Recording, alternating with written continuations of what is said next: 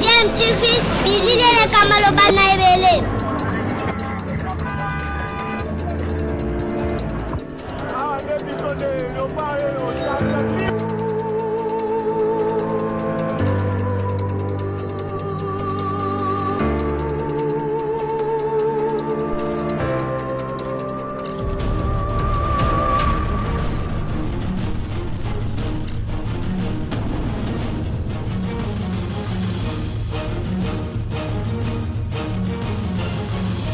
DMTV toujours en avant.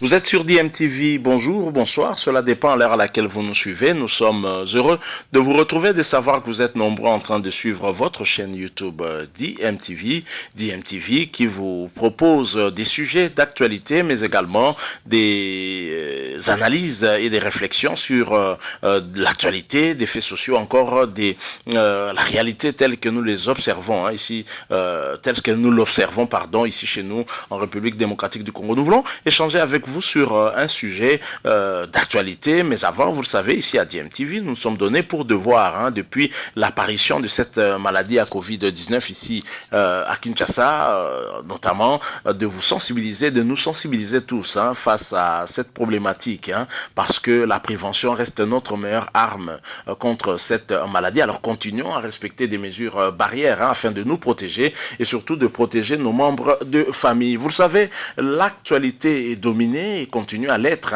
par le message du chef de l'État à la nation, message où il a annoncé en tout cas des consultations nationales en vue de créer une union sacrée de la nation pour dans quel but peut-être permettre d'avoir une nouvelle majorité, donner une marge de manœuvre au chef de l'État afin de bien réaliser son programme de gouvernement, parce que en coalition avec le FCC ça ne semble pas marcher. En marge de ces messages du chef de l'État, le FCC qui a très clairement donné sa position sur ce que avait dit le chef de l'État, et de plus en plus des langues sont en train de se délier pour fustiger en tout cas le comportement du chef de l'État qui ne respecte pas en fait les accords signés avant que l'on proclame les résultats de l'élection présidentielle, proclamant en tout cas Félix Tshisekedi comme élu président de la République. Alors, au cours d'une matinée politique au siège du PPRD, Emmanuel Ramazani Shadari, qui est le secrétaire permanent du PPRD, le numéro 1 donc de ce parti politique, l'autorité morale Joseph Kabila étant bien au-dessus de la mêlée, et Emmanuel Ramazani Shadari, le connaissant, n'avait pas manqué encore de faire parler de lui en déclarant très exactement ceci, que l'accord secret signé entre Félix Tshisekedi et Joseph Kabila l'a été en tout cas en sa présence, et seul Kabila garde la copie. Donc la copie de cet accord signé entre Tshisekedi et Kabila n'est gardée que par Kabila à lui seul. Alors ce qu'a déclaré Emmanuel Ramazani Shadari vient d'être contredit par Joseph Kabila lui-même, qui devant les sénateurs et députés nationaux de sa famille politique, le FCC, Joseph Kabila a affirmé que le fameux deal en question a été conclu plutôt en présence de 3 chefs d'État africains qui ont été même cités. Nous avons Uhuru Kenyatta du Kenya, nous avons Al-Sisi de l'Égypte et nous avons également Cyril Ramaphosa de l'Afrique du Sud. Alors cette question que nous nous posons entre Emmanuel Ramazani Shadari et Joseph Kabila, qui dit finalement vrai, parce que Shadari dit qu'il était le seul témoin de cet accord et que Joseph Kabila serait le seul à en garder en tout cas à la copie. Or, dans la liste de ceux qui étaient présents, même sur le plan national, parce que des témoins internationaux, il y a ces 3 chefs d'État, le Kenyan Uhuru Kenyatta, je l'ai dit, Al-Sisi l'Égyptien et le Sud-Africain Cyril Ramaphosa. Mais au niveau du pays, nous avions 5 témoins, nous avions plutôt 5 témoins, et sur les 5 témoins, témoins, ce sont tous des militaires, hein, tous des généraux. Nous avons le feu général Delphin Kaimbi, ex-patron des renseignements et militaires, hein, et ancien numéro 2 de notre armée.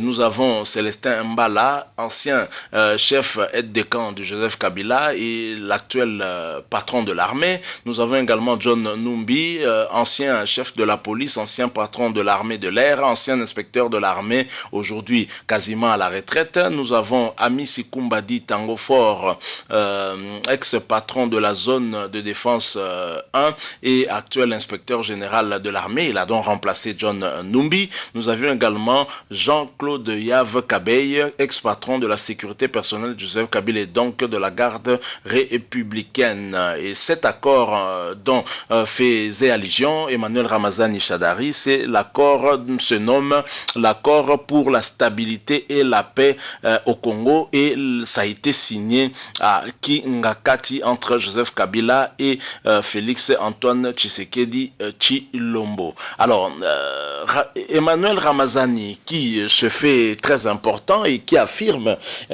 avoir été témoin de la signature de cet accord, aurait peut-être menti, parce que même Vital Kamerhe, qui était proche de Félix Tshisekedi, visiblement n'était pas dans le sillage de la signature de cet accord. Mais pourquoi mentir à ces points alors que son chef direct lui-même vient le contredire, hein, en nous sortant 3 témoins et non des moindres, des personnalités, des chefs d'État de 3 pays africains, un pays du Nord, un pays de l'Est de l'Afrique et un pays du Sud. Et cette question aussi de se poser, pourquoi en Afrique centrale, aucun pays frontalier à la République démocratique du Congo n'a été témoin de cet accord? Est-ce que c'est parce qu'il y a une crise de confiance entre Joseph Kabila et certains chefs d'État des pays frontaliers à la République démocratique du Congo? Je vois par exemple le Congo d'en face avec Sassou Nguesso. Je vois également l'Angola avec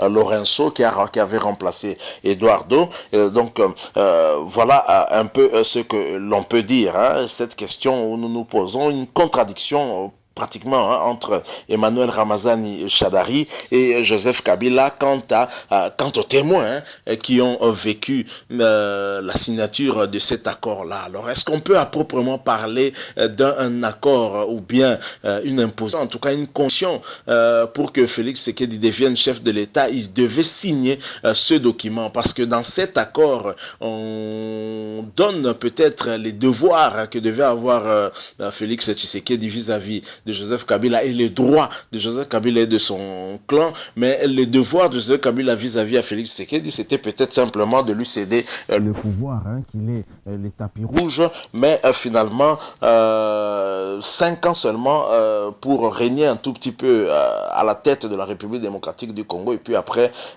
pour céder le fauteuil et céder la place de nouveau au FCC. En fait, donner les béquilles à Joseph Kabila, qui était pratiquement fini, qui était sous pression de la communauté internationale et même de la communauté nationale. Il vous souviendra, avec toutes ces marches organisées ici, notamment avec le comité laïque de coordination qui était venu à la rescousse de l'opposition, qui était un tout petit peu essoufflé et qui ne parvenait plus à mobiliser la population. Et donc tout ceci a eu un impact, a fait que Joseph Kabila a reculé, mais malin qu'il était, il a brandi en tout cas cet accord. Je ne pense pas qu'il y avait possibilité à Félix Tshisekedi, venant de l'opposition, de pouvoir amender quoi que ce soit dans cet accord. Il ne pouvait qu'accepter. Je pense que dans sa situation, n'importe qui aurait d'abord accepté, en espérant peut-être petit à petit, 5 ans c'est aussi beaucoup, changer les choses et modifier les choses. Alors pourquoi aujourd'hui le FCC brandit cet accord-là? C'est pour opposer